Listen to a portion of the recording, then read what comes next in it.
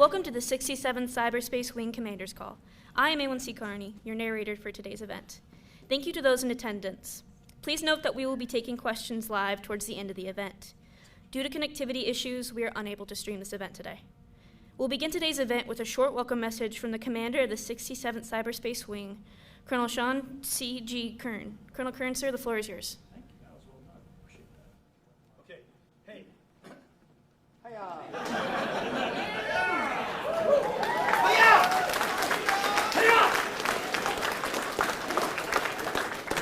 Tech Sergeant Grosjean. Oh. He was our fearless leader. Come on up. Come on up.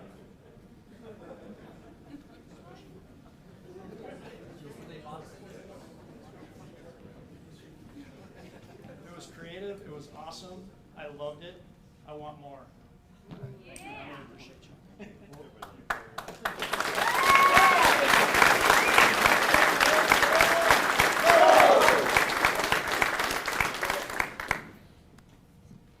Thank you, Colonel Kern. If you hear your name called, please come to the front to accept your award. For those unable to attend or geographically separated, we will read out your names, pause, and continue to the next award. Your awards will be sent to your respective units to hand out. To begin, we would like to recognize those from the 67th Cyberspace Wing who won a 2021 U.S. CYBERCOM Enterprise Annual Award. The 2021 Junior Tier Enlisted Award goes to Senior Airman Ryan Chung of the 375th Cause, who is currently not in attendance. The 2021 Middle Tier Enlisted Award goes to Technical Sergeant Bianca Miller of the 390th Cause.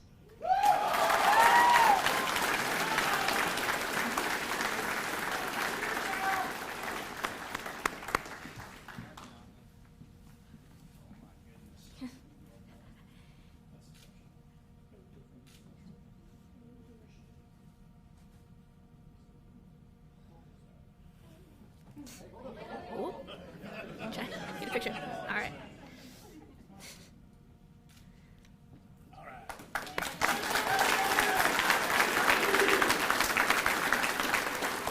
The 2021 Senior Tier Enlisted Award goes to Master Sergeant Vince Royce of the 375th Cause, who is currently not in attendance. The 2021 Company Grade Officer Award goes to Captain Ron Portolano of the 833rd Cause.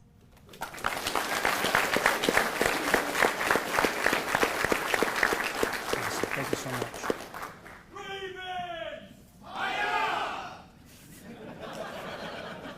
I love it. See, look what you're doing. Hey, Captain, get over here. Congratulations, buddy. I appreciate you. You're right there. I'll give this to you a second. I like to change things up. You can take that. We can do that too. You want to do that? You want to do that? Right. Appreciate it.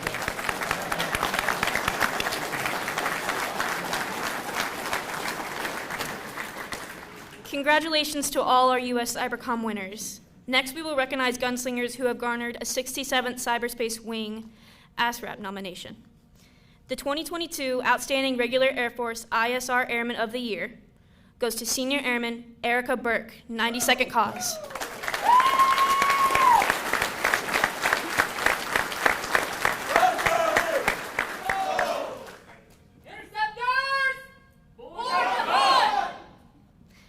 The 2022 Outstanding Regular Air Force ISR NCO of the Year goes to Technical Sergeant Athia Aleta of the 92nd Cause.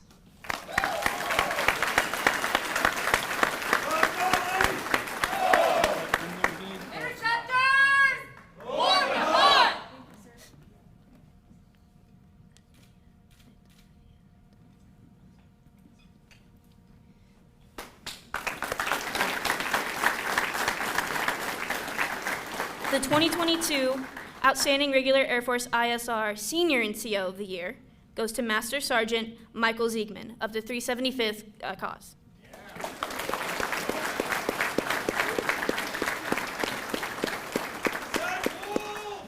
Lead the back! Rough Riders! Charge!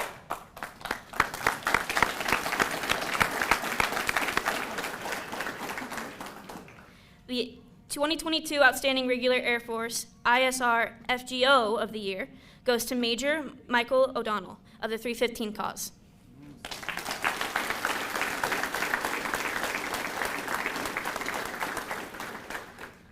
The 2022 Major General John S. Patton Outstanding Regular Air Force ISR of the Year goes to Captain Martin Dominguez of the 836 Cause.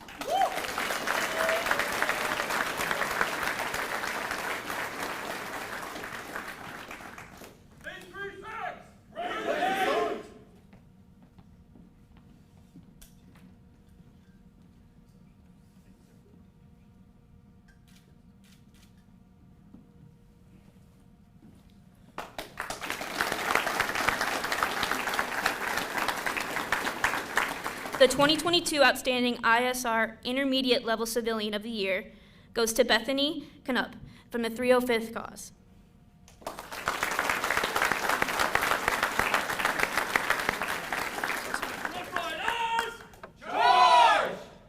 The 2022 Outstanding ISR Senior Level Civilian of the Year goes to Jasmine Coates of the 91st Cause.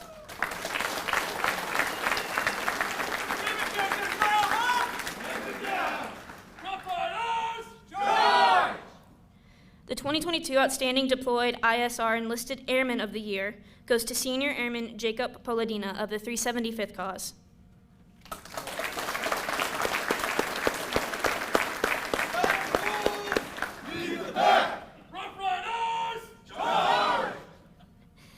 The 2022 Outstanding Deployed ISR Officer of the Year goes to Captain Sarah Broadbent of 341st Cause.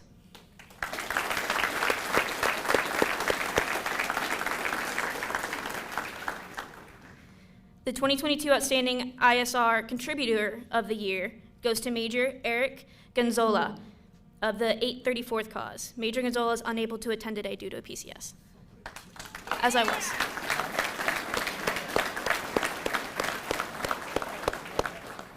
Pardon me.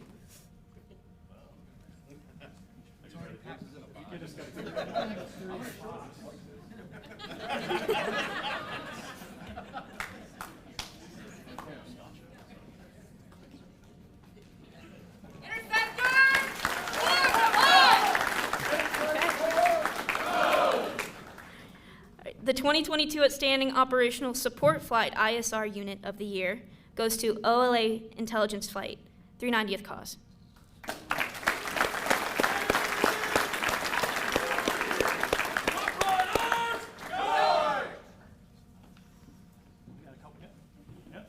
That's a small. Yes, I want them all. You can't hide.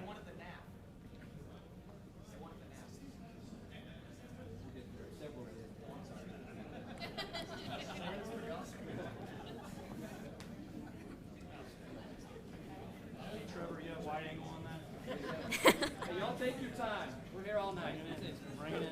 Over there. Hey, congratulations. Awesome. Congratulations. Awesome. There you go.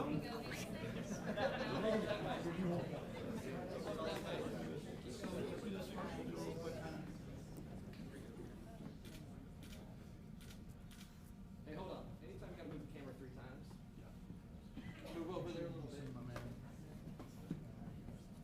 All right. Come on, go. Try that again.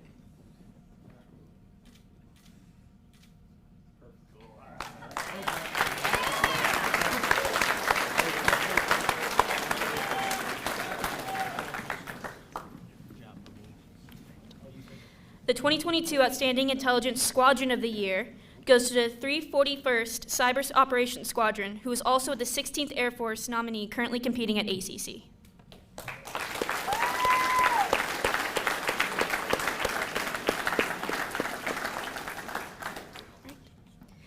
Congratulations to all of our 67th Cyberspace Wing nominees, and best of luck to Major Gonzola, the 390th Cause OLA, and the 341st Cause, as they have secured the 16th Air Force nomination and have moved up to compete at Air Combat Command.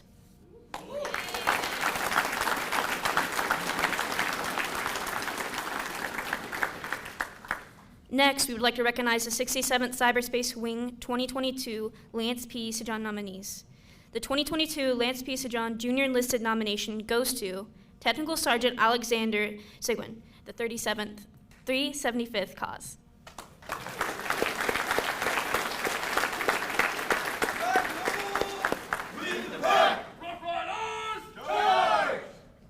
The 2022 Lance P. Sijan Senior Enlisted nomination goes to Master Sergeant Michael Ziegman.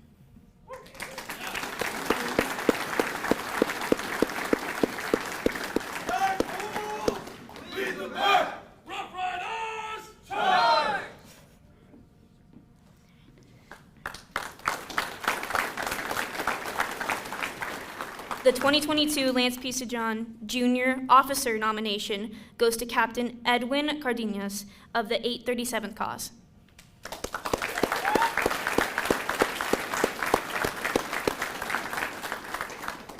The 2022 Lance P. Sijan Senior Officer nomination goes to Major Michael Lavoie.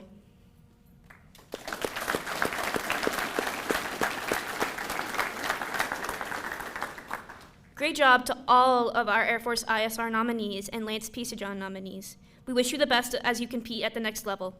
To finish up the awards portion for this event, we will recognize those who have won the 67th Cyberspace Wing's second quarter awards. Starting off with the Airman of the Quarter award goes to, from the 315th Coast, Senior Airman Michael Sargent.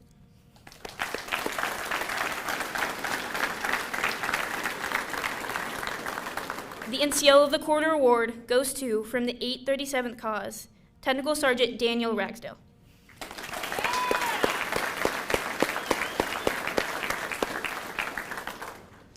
The NCO of the Quarter award goes to, from the 836th Cause, Master Sergeant Christopher Charest.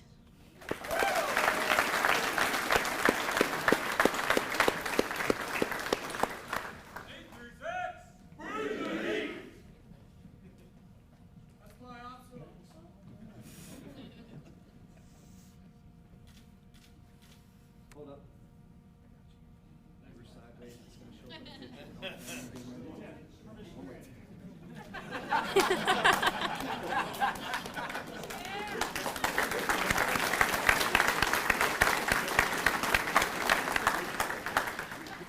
The CGO of the Quarter Award will be announced at a later date. The FGO of the Quarter Award goes to, from the 91st Cause, Major Lucas Sepul.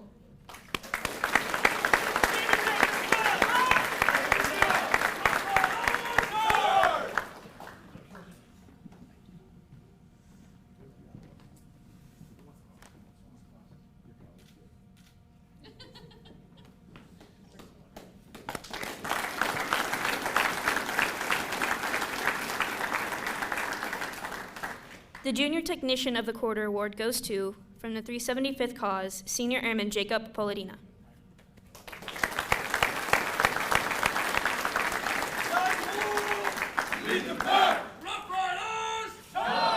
The Senior Technician of the Quarter Award goes to, from the 91st Cause, Technical Sergeant Darian Hodges, who is unable to attend today due to being away on deployment.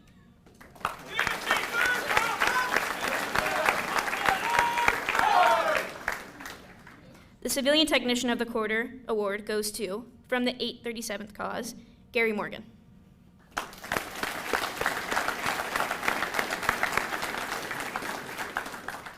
The Small Team of the Quarter Award will be announced at a later date. The Large Team of the Quarter Award goes to, from the 833rd Cause, Hunt Mission 9.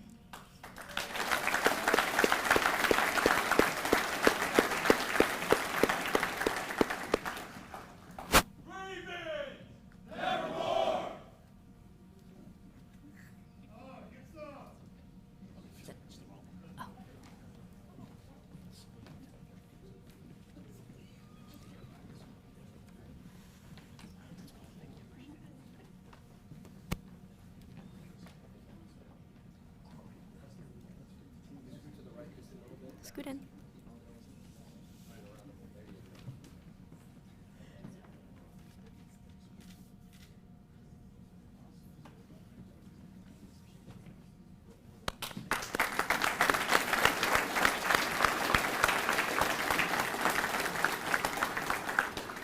The Civilian Category 1 award goes to, from the 341st Cause, Kimberly Adams.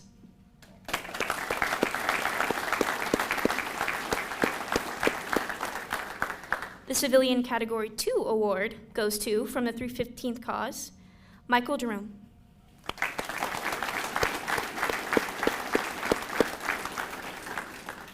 The Civilian Category 3 award goes to, from the 836th Cause, John Eiler.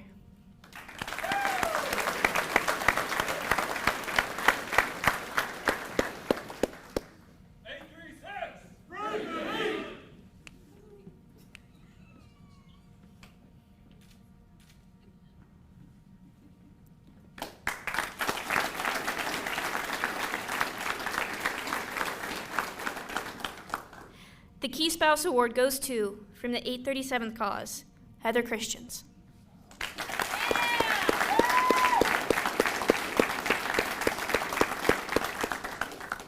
Congratulations to all of our second quarter award winners. At this time, Chief McKendree would like to provide some comments. That's right.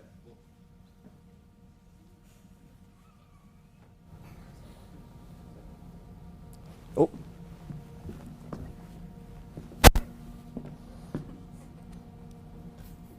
I know online you all can hear me. Everyone in the room, I apologize.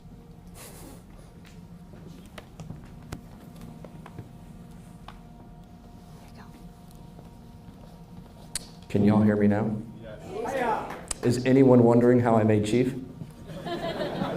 A comm chief, yeah, an IT chief. That's why I'm here, not in 688th. Anyway, so first of all, this is awesome. I know everybody standing up wants me to speak for a long time. So I'll start out. The year was 1975. And I'm kidding. My comments will be brief because I know you really want to hear from the wing commander because there's absolutely nothing going on in our wing right now. And he has absolutely nothing to tell you. So I'll still be brief and we'll see how that goes.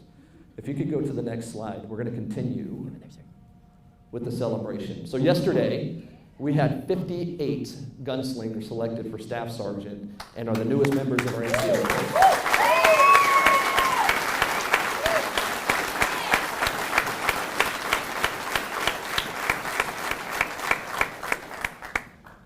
So promotion testing. It's been in the news. Raise your hand if you heard that promotion to Tech Sergeant was going to be 1%. Thanks. Okay, it was just Colonel Kern and I that heard that. So as we all know, promotions, it's in the news, we're getting smaller, and our promotion rates are getting smaller as well. Colonel Bodner, Chief Hiltbrunner, myself, and some others are going to do a video to talk about boards, and I'll have more comments on that. But what I wanted to say here is, for those that are airmen testing for Staff Sergeant, it is not 1%. It's still doable. We have to promote someone. We still have to sustain the force. But what I want to tell you, it will even out. Not to carry Chief Gaylord's water, but Chief Gaylord, our 4th Chief Master of the Air Force, just last week got addressed a promotion question. And if any of you have heard him speak, he's pretty blunt, straightforward. He's very alliterative in his comments. But essentially what resonated with me is that keep doing what you're doing. Getting promoted, it'll come. Right? This is not a downturn and then give up. We value what you do every day. And over a 20-year career, I promise it'll equal out. So come in, do your best, and I promise our leadership all around the room will take care of you. Just a quick note, after Korea, obviously we downsized. After a lot of things, we ended up not needing the size force that we did during that conflict. But they froze promotions for 2 straight years. No one got promoted. At least we're not in Korea right now, right? So we're coming out of Korea. So just know it goes up and down. A lot of us have lived this, and we're not trying to be flippant about it, but we're still promoting you. We still appreciate your service, and I need you to keep rowing. Next slide, please. Is this? All right, that's all I'm going to say. I'll be up here to field questions because there is quite a bit to get through, and with the A-staff transition and everything that we're working through. So, Colonel Kern, the floor is yours. Thank you, Chief McKendree. Chief, thanks, brother.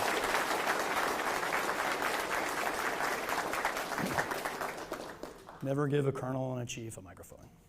Just don't do it. Okay, let's get a slide up there. Whoa, yeah, a lot of things going on. Anything up there interesting to you want to talk about? CMF growth. CMF growth. Where are we going to put them all? Where are we going to put them all? Who else has that question? Yeah, guess what? So do I. I have that question. So you all might know that we're bringing in a CMT, a CST, and a CPT on in FY23.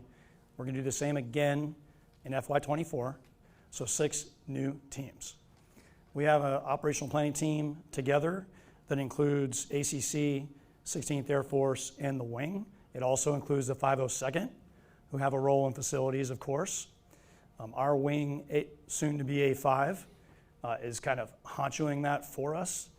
It's an extraordinarily difficult problem, let alone just having facility space to put someone that needs to be skiffed to the appropriate level. You need access to systems with our partners that they won't extend. I guess we have to train them, right? So now we have to find a training pipeline that can sustain not 39 teams, but 45 teams after FY24. We need all of your creative energy to think through these types of problems with us. We've talked about, is it premature? I mean, this could be things like hoteling desks. It could be shift style work. It could be a number of different things to fully utilize the resources that we do have with airmen coming in. Yeah, it's difficult. Are there any specific questions about CMF growth? Did I not go deep enough? It's across organized, train, leadership, material, personnel, facilities. I bet policy is going to fall in there somewhere along the way. Anyone? Sweet. Go ahead.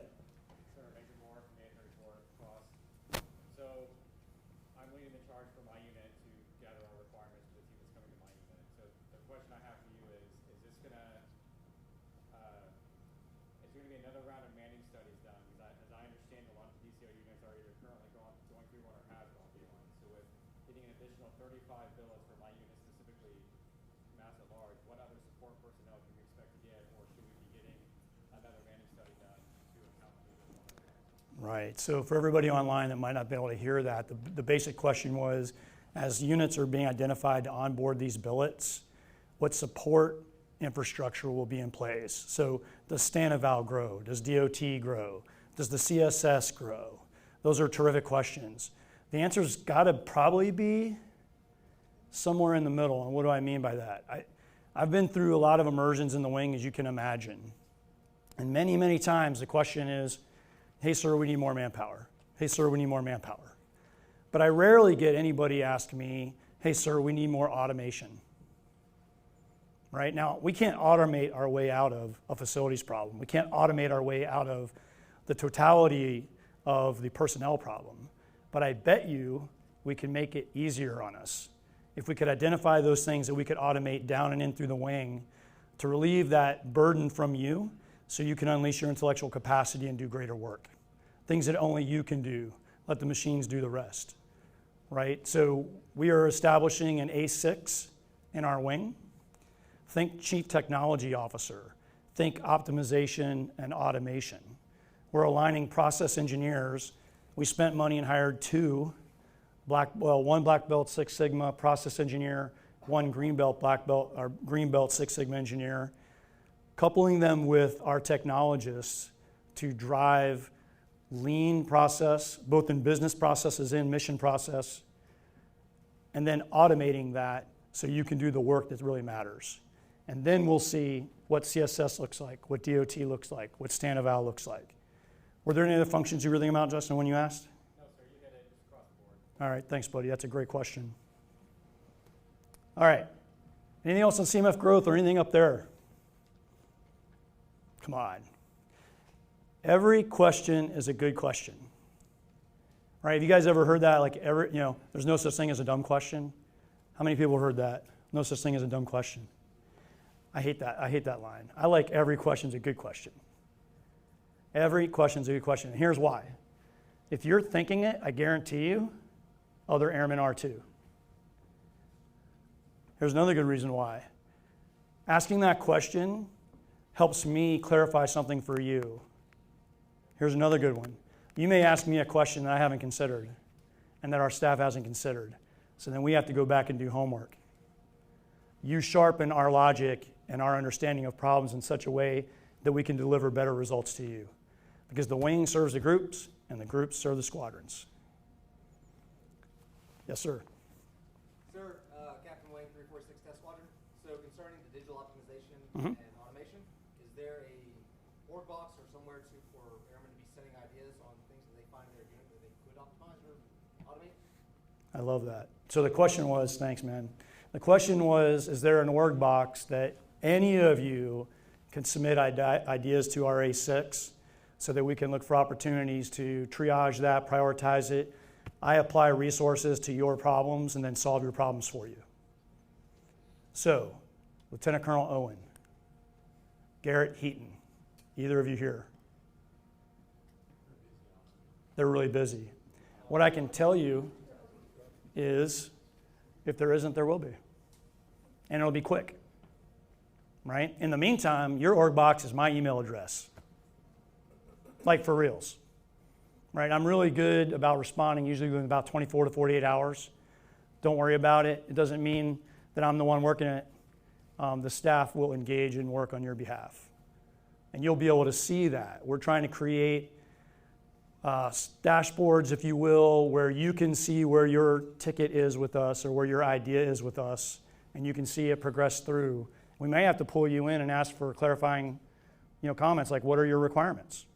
Right? So one of the things I've charged RA6 with is, how do you organize for innovation in this wing?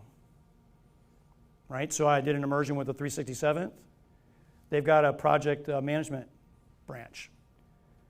And they were describing some of the things they were doing. I thought, I bet the wing can help you do that. Maybe there's things you're doing for yourself that you don't need to. Maybe we should be doing that for you. Right? Been to a couple other squadrons where they're like, this is kind of our innovation shop, or this is the person in charge of innovation.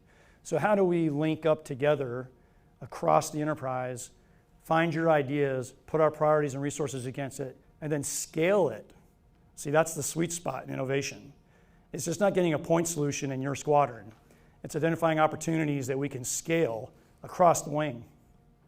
And then imagine if we can scale that across our sister wings in our NAF, and then the other 100 some odd wings in the Air Force. We have amazing intellectual capacity and talent in this wing.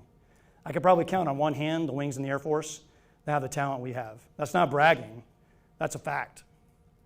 And so how do we unleash that talent to serve yourself and to serve others? Anybody heard like the 20% rule of Google, where they're allowed to spend like 20% of their work week on anything they're interested in? So when you talk about the org box, I'm thinking about this platform where we can list all the things that are currently either good ideas or they're actually in work. And then any of you, depending on your duties and responsibilities, could see that and go, I'm kind of interested in that. Oh, there's the OPR. Hey, how's that going? I have these skills. Would that help? So that we can unleash the talent in this wing and do great things. Cool. That was a great question. Sheep. Sir, Sheep from K-Team.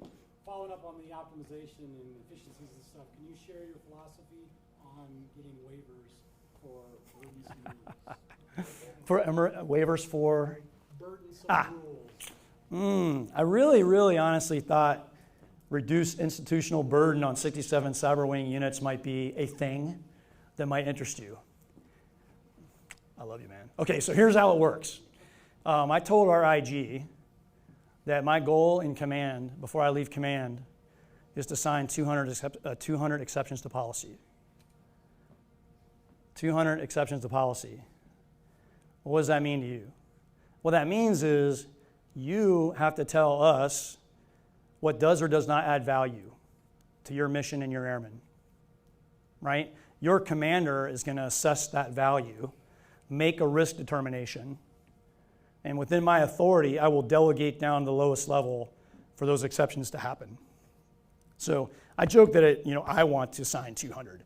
Maybe it's just I need 200 to be signed, and it's at the appropriate level that it can assume the risk to mission and force and to our airmen. Because I'd rather be flatter and faster and empower these terrific command teams that we have. Is that cool? Awesome, thanks. What else? I feel like I want to walk back here. What you got, Riot? So A-Staff transformation, those have been in the Air Force for a while. We've seen a lot of reorganizations. Mm-hmm. Some of those, right, come to, okay, when you get a new duty title, nothing changes. I know this isn't that, but if you can just kind of hit, hey, what's the synergy we're expecting to gain beyond just the A-Staff restructure, that'd be great. Yeah, that's awesome, thank you. So Riot was asking about why the A-Staff transformation, essentially, right? And then what can we get out of it as a function of that? So when I took command, I was told, hey, sir, we're in the middle of doing, we've completed mission analysis, we've done some code development, we think we've got this wing structure laid out based on what ACC is telling us they expect for wing A-Staff transitions. And I said, okay, what problems are we trying to solve? Right, because transformation's hard. There's a lot of other things that are important too. So what problems are we trying to solve? So we worked through that, and they already had some terrific analysis done on that point. And we landed on the fact that this wing has both organized, train, and equip responsibilities, and it has operational responsibilities. So the problem to solve is, what organizational structure do we need that most effectively enables us to do both simultaneously? Right? So this isn't a relabeling of, well, you were XP, now you're A5. We're not doing that. So our terrific Vice, Colonel Winter, and our Chief of Staff, Mr. Edgar, have been running a missions, functions, task analysis over the last 2 weeks to really get down and get nitty-gritty about what do we keep doing, because it's important. What do we stop doing, because it isn't really that important and I'd rather put our capacity somewhere else? Or what do we continue to do? And then another layer on top of that is, what are we doing that maybe the NAV should do for us? And are there things, so that's about as far as we're going to get in this round. But there could be things that we find later that the NAF is doing that maybe would be better suited for the wing to do. So there'll be like a round 2 of kind of this analysis. But what's super cool about this is it's your group commanders that validate the homework. Because I said, we serve you. Right? So what better way to establish that framework than to have the group commanders and the group command teams look at our homework and go, yep, I like you doing that, I like you doing that, nope, I'd like to keep doing that for myself. Then we have a really good conversation, and then we get to kind of this baseline of missions, functions, and tasks. Right? So, am I close, Riot? Are you sure? Okay. So I call it a transformation because of all of that. It's not just transition, we're not relabeling. It's a deep analysis of what we should be doing, should not be doing, who should be doing it for us, should we be doing it for ourselves, and then ensuring that it's all oriented down and in to serve all of you. Justin? Sir, follow-up. Do you envision these squadrons and squad members that belong to a squadron being dual-hatted to an A-Staff? Will we be doing dual hatting at the A-Staff? The only place that really seems to make sense right now to me, if we do it at all, is in the A3. And in my mind, there's an A3, and then there's like the deputy for DCO and like the deputy for OCO. In my mind. I have not seen the readout on the missions, functions, and tasks yet. The team's doing great work on it. I'll see it, I think maybe when I get back. TDY next week. I'll see it this weekend. Ooh, sweet. Cancel dinner, honey. We're gonna look at missions and functions and tasks together. It's gonna be awesome. My wife's here, Angie Kern. She's terrific. She told me I'm not allowed to call her out, so I won't. But,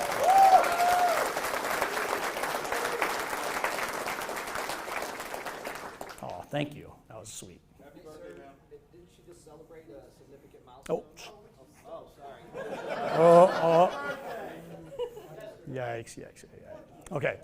No, you're awesome. Okay, so I think I could, so I didn't ask who would be what in that configuration. Spitballing, right? I can see some value in the deputy group commanders being the deputy for their functions, or depending how the groups are organized. For example, in the 567th, they have an A3. So maybe that officer kind of serves in that capacity if they're already doing it for their group. I'm really honestly trying not to get too far ahead, but I did, congratulations, by the way. I see you smiling about that, Q. That's awesome. We're going to go full Q on the staff. It's going to be glorious. So, yeah, I'm trying not to get too far ahead, but I've always promised you, for people who have been around me, that I'm going to be open and transparent and do my best to share our ideas and thoughts with you, because I'd rather get it right than be right. And the only way we're going to get it right is if you are part of our solutions. And those aren't platitudes. Like, I mean it. Cool. Thanks for that. Who else? I thought I almost saw someone over there. Right there, sir. Right in the back. Oh, sweet. Yes. I know you. Oh, DEI. Thanks, man. That's awesome. Great question. Okay.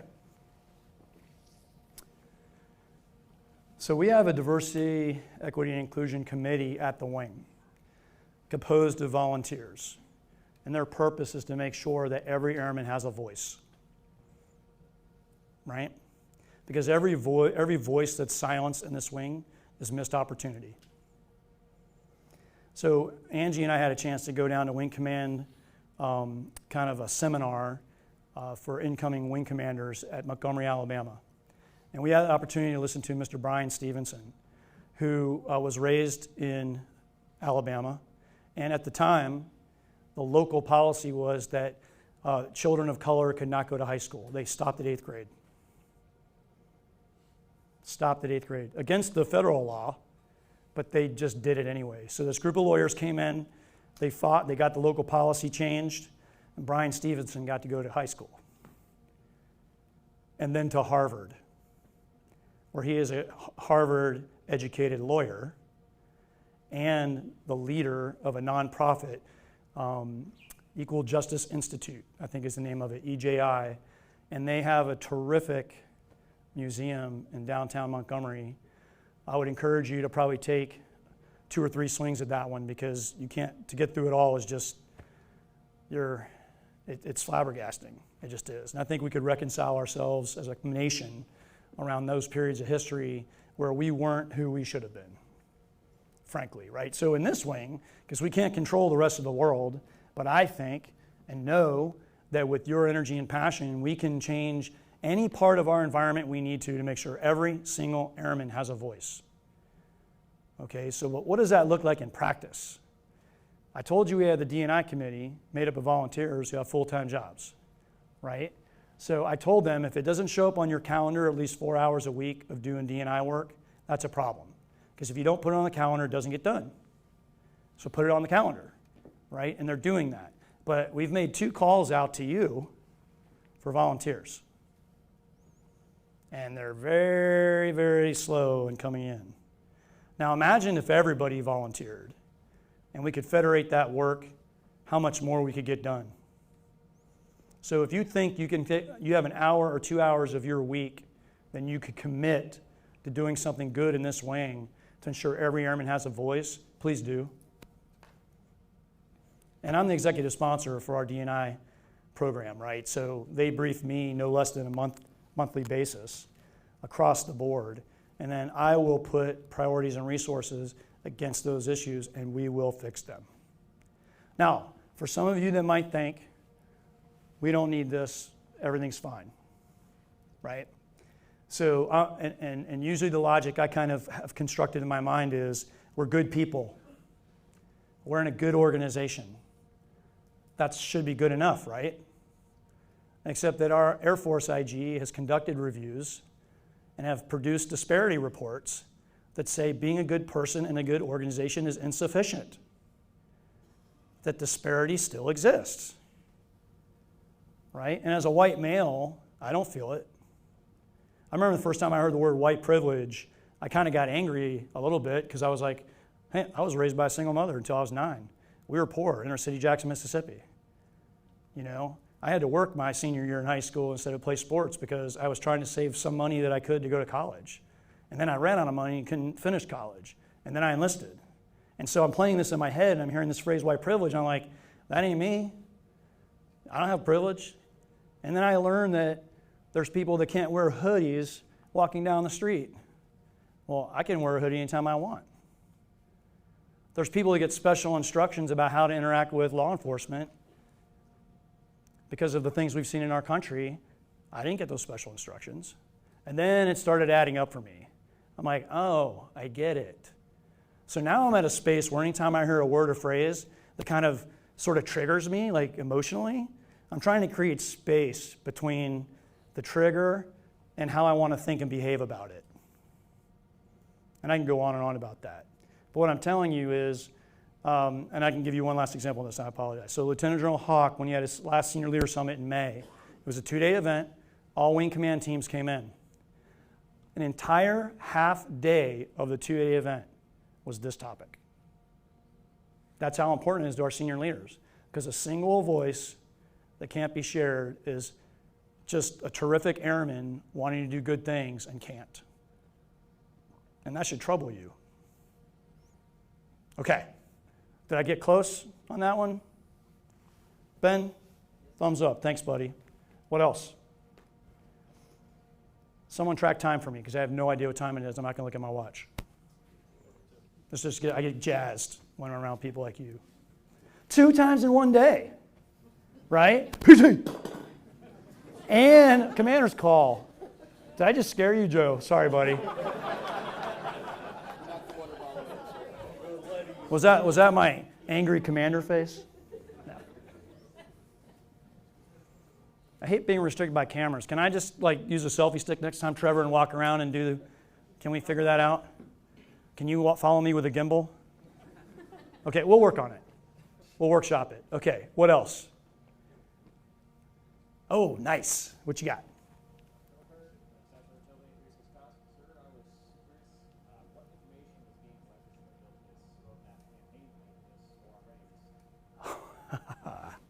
So the question was, what information are we collecting to help us on this war on readiness and this campaign plan that we're falling out on? Am I close? Thank you. War on readiness. Let's be clear. The number one priority in this wing is improving the readiness of our force. Does anybody want to know what the second priority is? Improving the readiness of the force. Anybody want to know what the third priority is? See where I'm going? Do it, R1. What was it? Improving readiness of the force. Oh, bam, nailed it. I knew he'd get that. A lot of the readiness conversations I've been having with really terrific airmen committed to representing you all up and through 16th Air Force, U.S. Cyber Command, have been unsatisfying. Because I'll typically hear things like, well, sir, it's been this problem for 8 years, or it's been this problem for 6 years, or it's been this problem, pick how long, right? And I go, okay, got it. It's been a problem a long time. Well, what are we going to do about it? Well, we've done work on them before, okay? And we get to 50, 60%, and then it gets really, really hard, and then another priority comes up, right? And I'm like, okay, cool. Show me the work we've done previously. Let's start from that. We don't really have that either. So that's not going to happen again. We stop right here. Let's all together draw a collective line in the sand in our brains and say, we are here and committed to ensuring our airmen organize, train, and equip to conduct the operations and missions assigned by our combatant command. Let's just agree to commit to that. So once again, a really hard problem, and we need your help on it. What type of data are we collecting? So some of the complications are Air Force personnel systems, and then bespoke combatant command sponsored kind of readiness reporting systems. They don't talk to each other, they're not correlated, and so it makes it hard to do the data that we do have. I think we're in a data-rich environment, but we're in an analytically poor environment, right? So there's plenty of data. It just isn't organized in a way where we can ask really good questions and have trust and confidence in the numbers that are reported back. So we're going to fix that. So the A6's number one priority is identifying those authoritative data sources coupled with an authoritative process, right? And so one of our readiness whisperers, maybe our main one, Lieutenant Colonel McDonald, will usually use the word nuance. Well, there's nuance to the way, and check me if I'm wrong, Matt, but there's nuance to the way we count this work role. There's nuance to the way we decided this is a certification or not. There's and I'm like, heat and light, elevate. Let's get this in an SOP so we can debate it. And then across the community come to a firm answer. And now we have authoritative data source and an authoritative process. Guess what we get to do with that? Now we can actually do analysis we trust. Now we can forecast instead of just wonder, right? And we can forecast to do what? Make recommendations. To do what? Operations activities of investments that will improve the readiness of the force, right? So I told you about the process engineers we hired earlier. They're going to be on this problem. Why? Because if you try to do process improvement anywhere in the chain, that's nice, but if you're not doing it at the choke point, if you're not doing it at the actual critical constraint, you're just playing at the edges. We don't have the time or resources to play at the edges in this wing. No one does what we do. So we will write our own story with our collective voice. And part of that collective voice is having the data and the processes and the ability to conduct analysis, because no one should care more about that than us. Because it's us. Like, it's our family. Like, it's who we work with every day. So that was a terrific question. Thank you so much for that. Okay. We got a question right here. Sweet. Now I'm walking off, so I guess I'm asked. Do you want to use the mic? Okay, sir. You sure? I'll give it to you. No, I might give it to you. All right. No, you want it? So my question is, with us as a C7 wing becoming operationalized and moving to an A staff, Yeah. are there other OPCOM positions like the formerly Joint Force Headquarters Cyber Air Force J3 being brought down to the wing, and then other functions like the CTOC being absorbed into the wing? Right. Great question. So thank you so much for that. So as we continue to operationalize the wing, which is a phrase you'll hear a lot from our leaders, the question is, and I think it kind of gets a little bit back to a comment I made earlier about, are there things the NAF does, that maybe would make more sense for us from an operational effectiveness perspective? Frankly, maybe as a readiness issue. Maybe we could be more ready if we did certain things for us and we're resourced at our level. And what I can tell you is our number one priority is readiness. So when we have time, we think about these things, and then we try to think about how to set conditions to have future conversations when it's appropriate, right? So that just sounded really vague and stupid, didn't it? I apologize. But there's a sensitivity to anything that isn't readiness focused right now, which is fine, because that's what our boss gets to do. He sets his intent and his priorities, and if it's interesting to him, it better be damn fascinating to us. That's how I was raised, right? So I think those are terrific conversations that we will eventually have. If I was going to give you a time horizon, 12 to 15 months from now. I'm giving us 90 days to be deeply expert in readiness. And then we'll move out, we'll prove ourselves as masters, and then we'll move out from there. We'll see what our boss's intent is next. It's about the best I can do for you on that one. What else you got? That was a terrific question. Thank you so much. Do you guys get how cool these questions are? They're all good questions. They're terrific questions. I know you are all thinking of more questions. If you don't feel comfortable sharing your question now, that's fine. Shoot someone a note that can get it to someone so we can think about it. It does not have to be now. I'd be lying if I told you I've sat in these same audiences with questions in my head, and I was like, do I feel safe enough to ask? Do I? And then I sometimes do and sometimes don't. I'm probably 50-50. Justin. Sir, could you talk about CAF4 Gen and how that translates to the wing? Oh, man. Who's heard of CAF4 Gen? So not many. There's a really good video on the ACC's website. I think we posted it on our Facebook page as well, that kind of explains CAF4 Gen. So it's combat Air Force's generation, right? And remember we had the old AEF kind of bins and model. and and the idea was to create some predictability in your life about when you might be vulnerable to deploy, and then based on your vulnerability window for deployment, you back that up, and now you're doing like just-in-time training, you're making sure IMR is current, you're doing all those things, so you're a full up round to be able to deploy. So in that model, though, it was 1Z, 2Z airmen, some UTCs, but we very rarely ever deployed as a squadron or in some combat maneuver formation. So part of the goal here is to stop sending out single 1Z, 2Z airmen to things and start presenting a full force package. So that obviously means a lot of predictability because you're talking about more people in a force package construct. Now, that's kind of baseline, and I could probably go on about more details about CAF4Gen, but given what I just told you, how does that apply to us? That's the debate, my friends. That's the debate, because you know how we're currently organized. We're kind of all in all the time, right? So how do you bend a prepare, ready, and then deploy type model when you're an employed in place wing? So we're in current discussions with ACC on what that looks like, and there's other employed place wings in our NAF, and we're working with them to try to understand how they think about their problem set. We talked about is there a different model by group within this wing?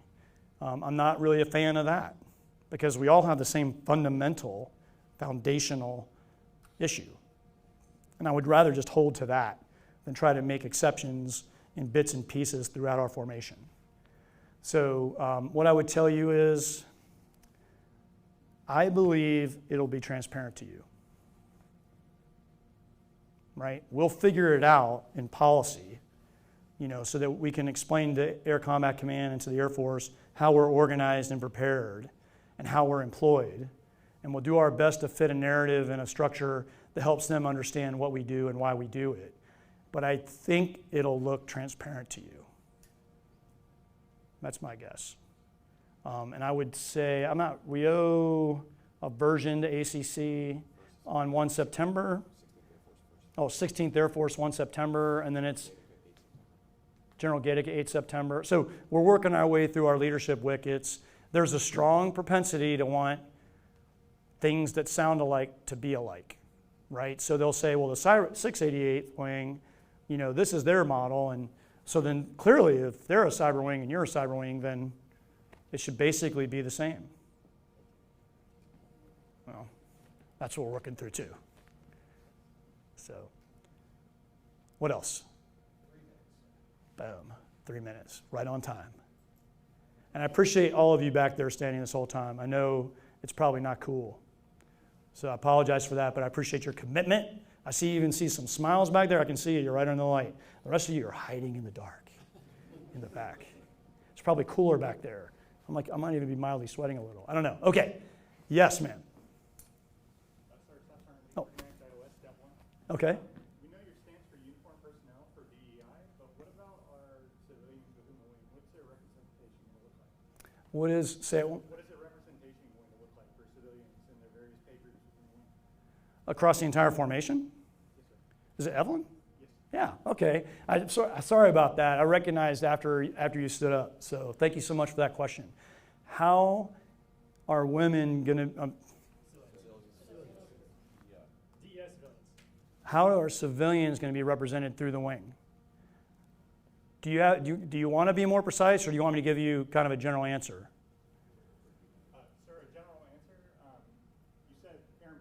We know how our airmen are represented within the wing, but how do civilians fall into that? How do civilians know if they're engaged or not? Yep. Natural trap, natural word trap.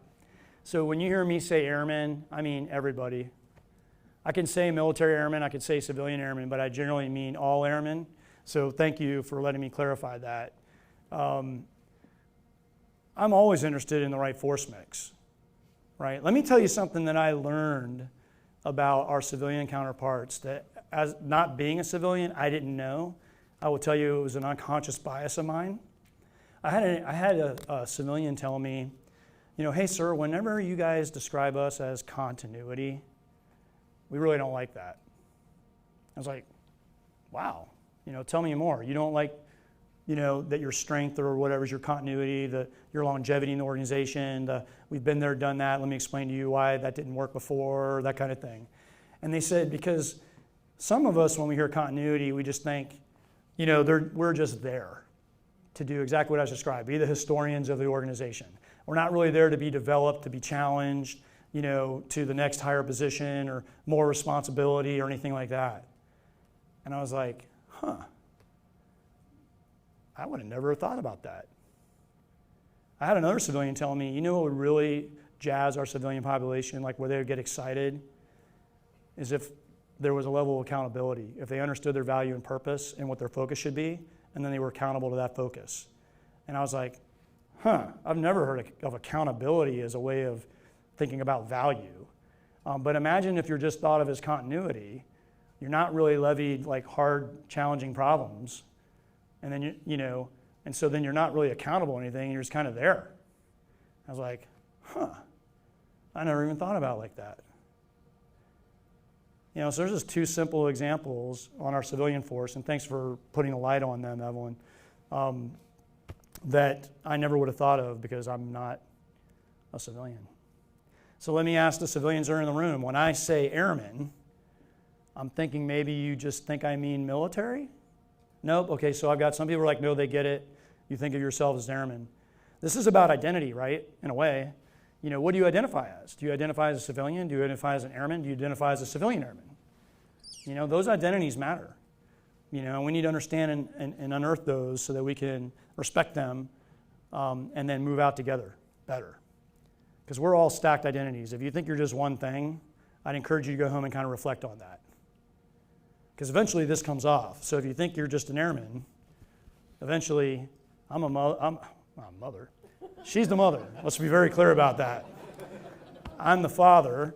I am a son. I am an officer. I am an airman. I'm a 17 Sierra. I'm a, right? You have to put all of that together to get to understand who I am. And so if you're not taking time to do that within your formations, I would encourage you to do that. Because it's cool. And that was like right on 3 minutes, right? Nah. Close enough? Okay. I guess maybe there's only one thing left to do. Before? Yeah?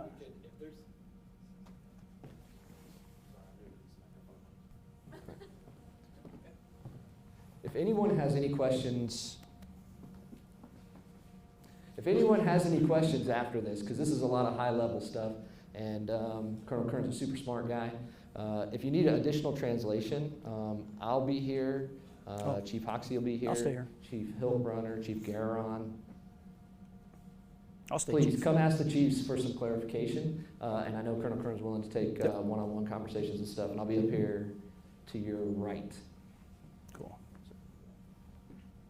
Get ready. Gunslingers! Line up! Gunslingers! Line up! Gunslingers! Line up! Carry on. Have a great day, everybody. Well,